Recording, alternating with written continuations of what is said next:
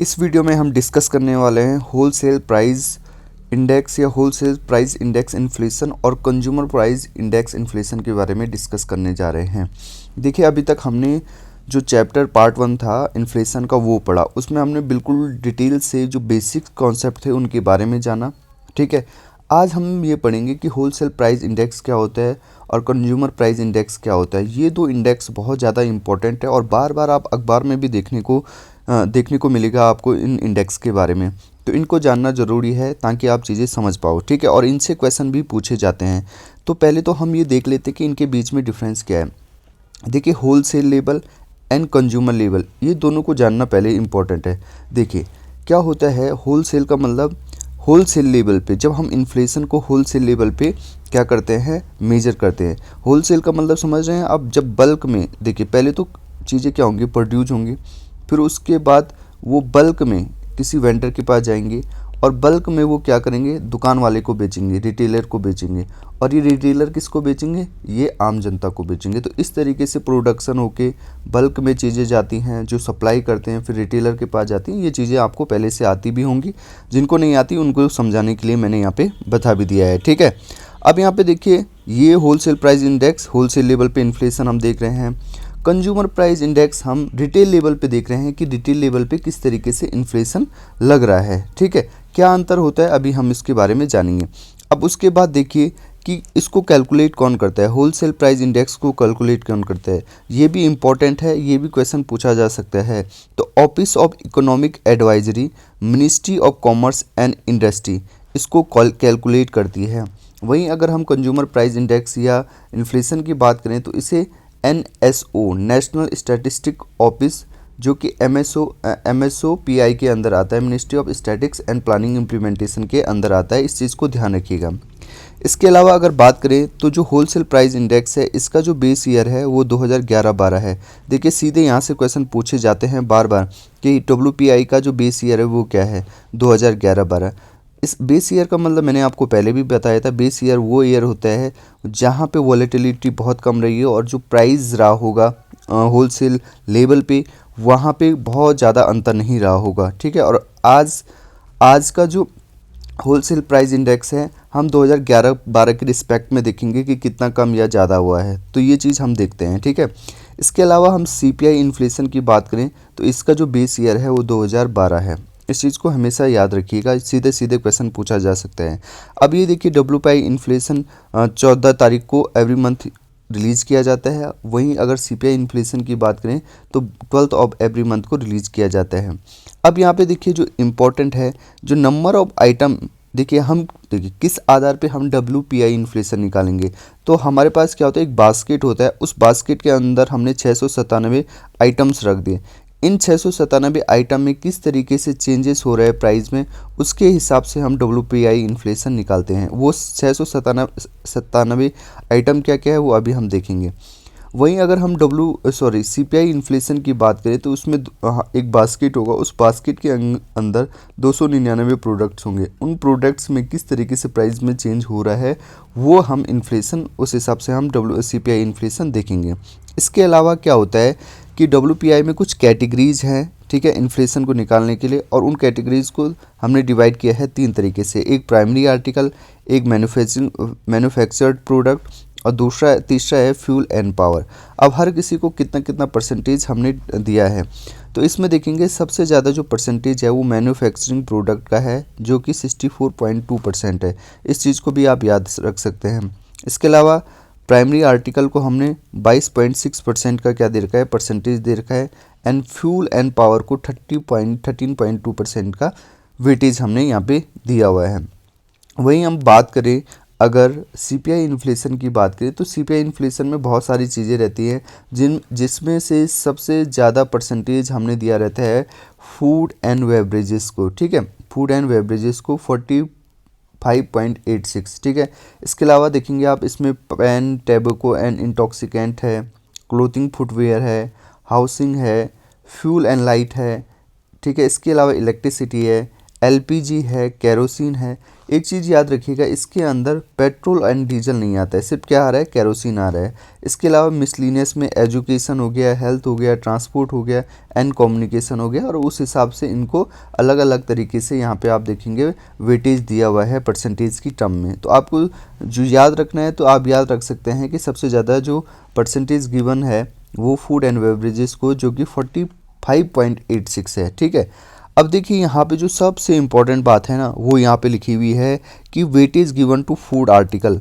Food article को कितना weightage दिया जा रहा है, आप देखोगे कंज्यूमर फूड प्राइस इंडेक्स यानी कि सीपीआई इन्फ्लेशन में आपको 39% आप देखेंगे तो फूड आर्टिकल को वेटेज दिया है, जबकि डब्ल्यूपीआई इन्फ्लेशन में आप देखोगे 24% यहाँ पे आपको फूड आइटम्स का परसेंटेज दिया है। अब देखो इससे क्या फ़र्क पड़ता है, देखिए सपोज अगर हम निकाल रहे हैं कि सीपीआई इन्फ्लेशन, ठीक है, सीपीआई इन्फ्लेशन और डब्ल्यूपीआई इन्फ्लेशन में हम चेंज देखने की देख रहे हैं सपोज, तो क्या हुआ, सपोज मार्केट में क्या होगा ना, मार्केट में मैंने जैसे आपको बताया था एक हेडलाइन इन्फ्लेशन होता है और एक होता है कोर इन्फ्लेशन। कोर इन्फ्लेशन में हम क्या करते हैं, हेडलाइन इन्फ्लेशन में से क्या हटा देते हैं, फूड एंड फ्यूल वाले जो आइटम्स है उनको हटा देते हैं। अब मैंने आपको ये बताया था जो फूड वाले जो आइटम्स होते हैं उनमें बहुत ज़्यादा वॉलेटिलिटी रहती है इन टर्म्स ऑफ प्राइस। ठीक है, ये चीज़ मैंने आपको बताई थी। तो आप देखोगे अगर जो फूड है प्रोडक्ट्स है उनमें क्या हो गया, इन्फ्लेशन अगर बहुत बढ़ गया, इन्फ्लेशन बहुत बढ़ गया, तो वो फूड जो इन्फ्लेशन, अगर फूड में जो इन्फ्लेशन बढ़ गया तो हमें देखने को मिलेगा कि सीपीआई इन्फ्लेशन में भी बहुत ज़्यादा चेंज आपको देखने को मिलेगा। क्यों? क्योंकि भाई फूड का, कंज्यूमर फूड का जो परसेंटेज है सीपीआई इन्फ्लेशन में वो ज़्यादा है, जबकि डब्ल्यूपीआई इन्फ्लेशन में उतना ज़्यादा नहीं है। तो पता चला कि पहले जो डब्ल्यूपीआई की जो लाइन थी वो इस तरीके से थी। ठीक है, और सपोज इस मंथ के बाद फूड इन्फ्लेशन बहुत बढ़ गया तो ये सीपीआई इन्फ्लेशन इस तरीके से हो जाएगा। वहीं अगर बात करें हम डब्ल्यूपीआई इन्फ्लेशन की, तो सपोज इस मंथ के बाद वो कैसे दिखेगा, हल्का हल्का ऊपर दिखता रहेगा। तो यहाँ पे बहुत ज़्यादा चेंज आ जाएगा किसमें, CPI inflation and WPI inflation में। इस चीज़ को ध्यान रखिएगा आप। ठीक है, वैसे देखिए तो यहाँ पे आप लिखा भी है, देखिए impact of increase in food item में अगर कुछ इंक्रीज होता है प्राइस में तो यहाँ पे डब्ल्यूपीआई में कम इम्पैक्ट देखने को मिलेगा, जबकि सीपीआई में ज़्यादा इम्पैक्ट देखने को मिलेगा। ठीक है, जबकि यहाँ पे देखिए लार्जर इम्पैक्ट ऑन सीपीआई। इस चीज़ को बहुत ध्यान रखिएगा, जब आप कभी ना सर्वे भी पढ़ोगे, इकोनॉमिक सर्वे भी पढ़ोगे, तो वहाँ पे भी आपको ये चीज़ देखने को मिलेगी और वहाँ पे आप तब जाके चीज़ें अच्छे से समझ पाएंगे। अगर बात करें वेटेज फ्यूल एंड पावर की, तो देखिए इंक्लूड इन सेपरेट कैटेगरी। देखिए हमने क्या करा है, डब्ल्यूपीआई इन्फ्लेशन में फ्यूल वाली कैटेगरी को अलग बनाया है, ठीक है, एंड पावर वाली जो कैटेगरी है वो अलग बनाया है। जबकि यहाँ पे हमने देखिए include in separate category fuel and power, ये चीज़ हो गई। वेटेज हमने 8% दिया है, included in category of fuel and light. फिर ट्रांसपोर्ट, ये इतना इंपॉर्टेंट नहीं है, छोड़ो इसको। ठीक है, देखिए हाईएस्ट वेटेज किसको दिया है, मैन्युफैक्चरिंग प्रोडक्ट को, ये याद रखिएगा। और यहाँ किसको दिया, फूड एंड बेवरेजेस को, ये चीज़ हमने याद रखी। अब जो दो चीज़ें लिखी है ना बहुत इंपॉर्टेंट है, इसको ध्यान में रखना है भाई। देखिए क्या होता है, बहुत इंपॉर्टेंट है, जो डब्ल्यूपीआई इन्फ्लेशन है इसमें सर्विसेज को इंक्लूडेड नहीं किया जाता है। बार बार ये कहा जाता है कि सर्विसेज को इंक्लूड करना चाहिए, बट अभी सर्विसेज को इंक्लूड नहीं किया जाता है, इस चीज़ को ध्यान रखिएगा आप। ठीक है, ये बहुत इंपॉर्टेंट है और यहाँ पे मैं स्टार मार्क भी लगा दे रहा हूँ। वहीं अगर सीपीआई इन्फ्लेशन में तो ऐड किया जाता है सर्विसेज को। वहीं अगर बात करें तो इनडायरेक्ट टैक्सेस को इंक्लूड नहीं किया जाता है डब्ल्यूपीआई इन्फ्लेशन में, याद रखिएगा आप, बहुत इम्पॉर्टेंट है। जबकि सीपीआई इन्फ्लेशन में इनडायरेक्ट टैक्सेस को इंक्लूड किया जाता है। ये दो चीज़ें आपको मस्ट है याद रखना, ठीक है, ध्यान रखिएगा इसको। फिर इसके बाद देखिए हमारी जो गवर्नमेंट है, आरबीआई है, तो जो हमारी जो आरबीआई है वो जो इन्फ्लेशन निकालती है, इन्फ्लेशन इतना हो गया, कम हो गया, ज़्यादा हो गया, वो किसके बेस पे निकालती है, सीपीआई के बेस पे निकालती है। जो सीपीआई इन्फ्लेशन में अगर कम ज़्यादा होता है तो हमारी जो आरबीआई है वो सीपीआई इन्फ्लेशन को देख के अपना इन्फ्लेशन निकालती है, और कितना रखने की कोशिश करी है, 2 से 6% के बीच में। ठीक है, इस चीज़ को ध्यान रखना है। जबकि आरबीआई का कोई टारगेट नहीं है कि डब्ल्यूपीआई इन्फ्लेशन कम या ज़्यादा होना चाहिए, इस तरीके से। ठीक है, वो इसको कंट्रोल करती हैं सीपीआई इन्फ्लेशन को, ध्यान रखिएगा इस चीज़ को, बहुत इंपॉर्टेंट है। ठीक है, ये 2014-15 की बात हुआ शायद, ठीक है, इस चीज़ को भी ध्यान रखिएगा आप। अब यहाँ पे बात आती है ना, सीपीआई इन्फ्लेशन में भी बहुत अलग अलग चीज़ें हैं। यहाँ पे आप देखोगे CPI industrial worker inflation, CPI agriculture labour inflation, CPI rural labour inflation. इसके बारे में बात करना बहुत ज़रूरी है, क्योंकि एक बार यूपीएससी ने ना इस पे क्वेश्चन भी पूछ लिया था कि क्वेश्चन इसलिए इस पे पूछा था कि जो सीपीआई रूरल लेबर इन्फ्लेशन है इसको कौन पब्लिश करता है। तो इसको पब्लिश करता है, देखिए, CPI industrial worker, CPI agriculture labour और सीपीआई रूरल लेबर। इन तीनों को ठीक है, हाँ, एक मिनट है, CPI agriculture labour, CPI rural labour and CPI industrial labour को पब्लिश किया जाता है लेबर ब्यूरो के द्वारा। ध्यान रखिएगा, मिनिस्ट्री ऑफ लेबर के अंदर जो लेबर ब्यूरो है इनको पब्लिश करती है। इस चीज़ को बहुत बहुत ध्यान रखिएगा, ठीक है। वहीं अगर हम बात करें कि जो मनरेगा वेजेस है वो लिंक है किससे, सीपीआई एग्रीकल्चर लेबर से। मतलब सीपीआई एग्रीकल्चर लेबर में अगर इन्फ्लेशन बढ़ेगा तो मनरेगा वेजेस को उस हिसाब से कम या ज़्यादा किया जाएगा, ठीक है। इस चीज़ को बहुत बहुत ध्यान रखिएगा, ठीक है। And the government proposal is to link CPI rural labour. हमारी गवर्नमेंट चाह रही है कि सीपीआई रूरल लेबर से मनरेगा वेजेस को लिंक किया जाए, पर अभी क्या है, मनरेगा जो वेजेस है वो सीपीआई एग्रीकल्चर लेबर से क्या है, लिंक है। इस चीज़ को ध्यान रखिएगा, ठीक है। And CPI industrial worker is use for calculation of dearness allowance. जो हमारी महंगाई भत्ता मिलता है ना, सभी लोगों को महंगाई भत्ता, जो गवर्नमेंट सेक्टर में होंगे उनको तो पता होगा महंगाई भत्ता क्या होता है।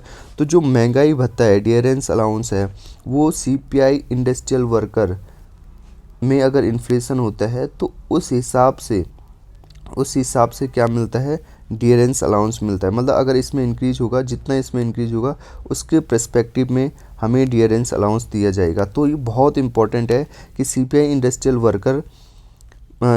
वर्कर को डियरेंस अलाउंस है उसको कैलकुलेट करने के लिए देखा जाता है। वहीं अगर हम बात करें सीपीआई एग्रीकल्चर लेबर, उसको मनरेगा वेजेस से लिंक किया गया है। और CPI agriculture labour, rural labour and industrial worker को लेबर मिनिस्ट्री के अंदर जो लेबर ब्यूरो आता है वो कैलकुलेट करते हैं। अब इसमें एक और चीज़ है जो यहाँ पे लिखी नहीं है, एक होता है सीपीआई रूरल, ठीक है, सीपीआई रूरल, और दूसरा होता है सीपीआई अर्बन, ठीक है। वो चीज़ यहाँ पे लिखी नहीं है। तो देखिए 1 2 3 4 5 सीपीआई इतने तरीके के होते हैं। तो जो सीपीआई रूरल है और सीपीआई अर्बन है, इन दोनों को बोला जाता है सीपीआई कंबाइन। और जो हमारी आरबीआई है वो इन्फ्लेशन इसी के आधार पे, सीपीआई कंबाइन के आधार पे देखती है, ठीक है। तो हमारे आरबीआई अगर बोलती है कि जो इन्फ्लेशन है वो 6% है, तो कौन सा इन्फ्लेशन की बात कर रहे हैं हम, सीपीआई कंबाइन की बात कर रहे हैं। इस चीज़ को ध्यान जरूर रखिएगा। ये वाला क्वेश्चन मुझे इंटरव्यू में भी पूछा गया था और मैंने सही जवाब भी दिया था वहाँ पे, तो इस चीज़ को आप ध्यान रखिएगा, ठीक है। तो ये सारी चीज़ें मैंने यहाँ पे बताई। ये वाली जो चीज़ें हैं ना, जितनी भी यहाँ पे बताई है, they all are very very important, ठीक है। इस चीज़ को ध्यान रखिएगा आप। तो आगे बढ़े, ये शायद यहाँ पे सीपीआई इंडस्ट्रियल वर्कर होना चाहिए था, यहाँ पे थोड़ा गलत लिखा हुआ है, ठीक है। तो आई थिंक इतनी सारी चीज़ें आप समझ गए होंगे, ठीक है। तो डियरेंस अलाउंस का, इंडस्ट्रियल वर्कर का, CPI agriculture labour, MNREGA wages का, और ये तीनों किससे, लेबर ब्यूरो से लिंक है, ये पब्लिश करती है। इस चीज़ को आपने देख लिया। अब एक और बहुत इंपॉर्टेंट चीज़ है, हम यहाँ पे बात करते हैं, हम किसकी बात करते हैं यहाँ पे, हाँ, यहाँ पे बात करते हैं किसकी, एक मिनट में इसको थोड़ा सा सही कर लेता हूँ ताकि चीज़ें आपको समझ में आए। हाँ, बात करते हैं यहाँ पे इंडेक्स ऑफ इंडस्ट्रियल प्रोडक्शन। इससे भी क्वेश्चन पूछे जाते हैं। अब मैं थोड़ा जल्दी बता देता हूँ आपको, फिर वीडियो लंबी हो जाएगी ना। इंडस्ट्रियल प्रोडक्शन की बात करते हैं, इंडेक्स ऑफ इंडस्ट्रियल प्रोडक्शन, मतलब इंडस्ट्रीज़ के अंदर कितना प्रोडक्शन होता है उसके बेसिस पे इंडेक्स निकाला जाता है। तो इसका जो बेस ईयर है वो 2011-12 का है। इस चीज़ को भी ध्यान रखिएगा। इसको किसके द्वारा रिलीज़ किया जाता है, CSO के द्वारा, अब तो इसका नाम NSO हो गया, ठीक है, नेशनल स्टैटिस्टिक ऑफिस, जो कि ministry of static and programme implementation के अंदर आती है। इस चीज़ को आप ध्यान रखिएगा। ये जो इंडेक्स है ये ट्रैक करता है किसको, मैन्युफैक्चरिंग एक्टिविटी को different sector of the economy में, ठीक है, इस चीज़ को ध्यान रखिएगा।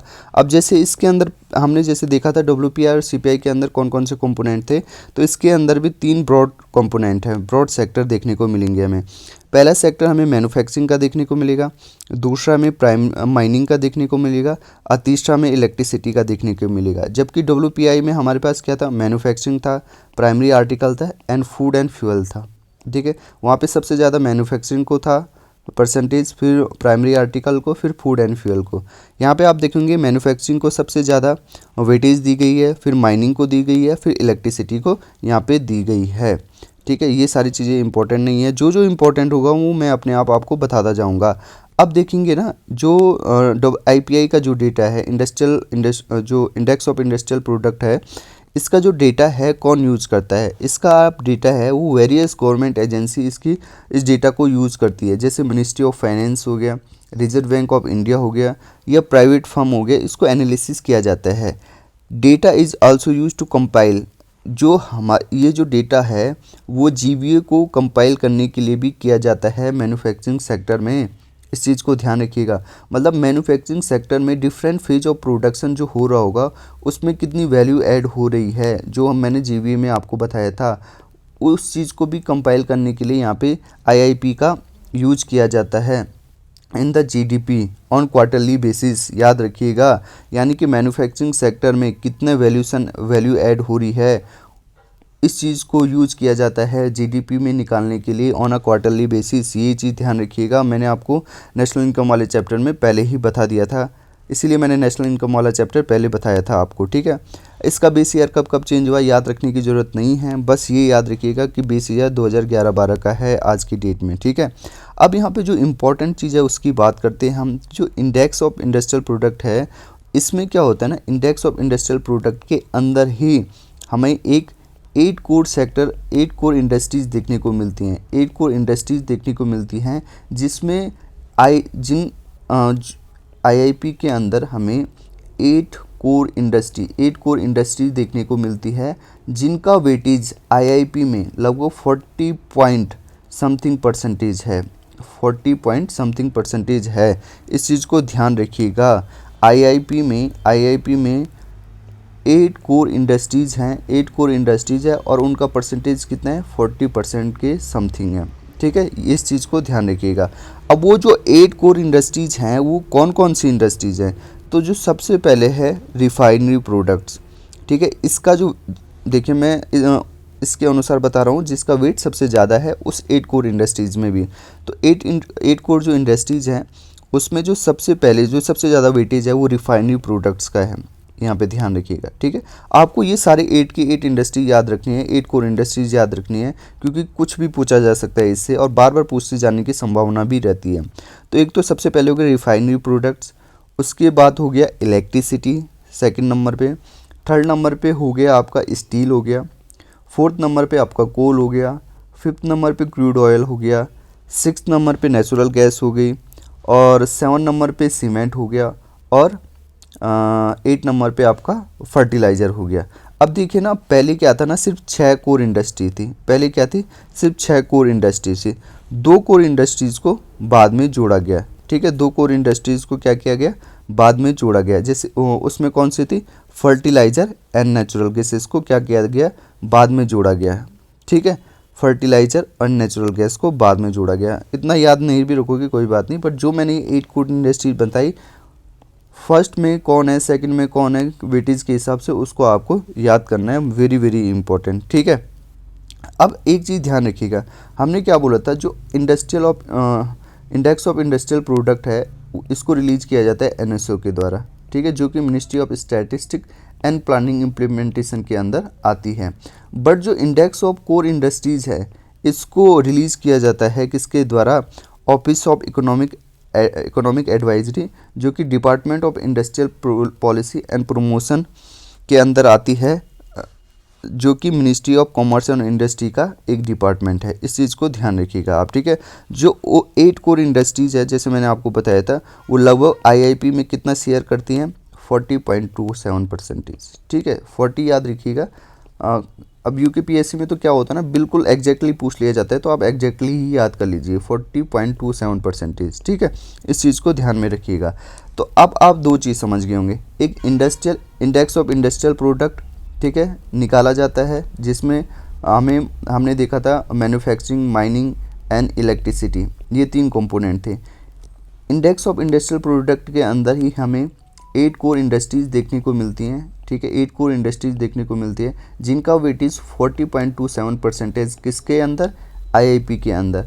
और इस 8 कोर जो इंडस्ट्रीज़ है, इसको अलग से रिलीज़ किया जाता है किसके द्वारा, ऑफिस ऑफ इकोनॉमिक एडवाइजरी, जो DIPP के अंदर आती है, department of industrial policy and promotion, और जो कि मिनिस्ट्री ऑफ कॉमर्स के अंदर आती है। इसका वेटेज कितना है, ये सारी चीज़ें आप समझ गएंगे।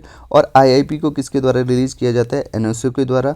और आईआईपी का जो बेस ईयर है वो 2011-12 है। बस इतनी चीज़ें आपको याद रखनी है। तो आई होप ये सारी चीज़ें आपको क्लियर हो गई होंगी। ये जो लेक्चर है ना, मैं सही बता रहा हूँ, अगर इससे क्वेश्चन मतलब पूछा जाता है, मेनली पूछा जाता है, इसलिए मैंने इसको अलग से पढ़ाया।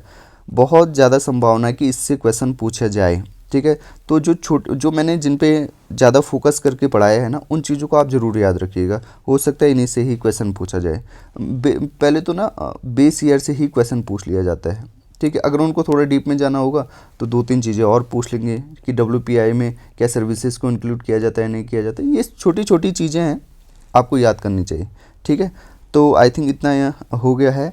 लेक्चर अगर सही लगता है तो प्लीज़ अपने दोस्तों के साथ शेयर कीजिए, इसको लाइक कीजिए, सब्सक्राइब कीजिए, इतना ही चाहिए होता है। और जो हमारी टेस्ट सीरीज़ है, अगर आप उसको अवेल करना चाहते हैं तो आप जो हमारे ये टेलीग्राम चैनल पे जाके ज्वाइन कर सकते हैं और वहाँ पे क्वेरी कर सकते हैं, ठीक है।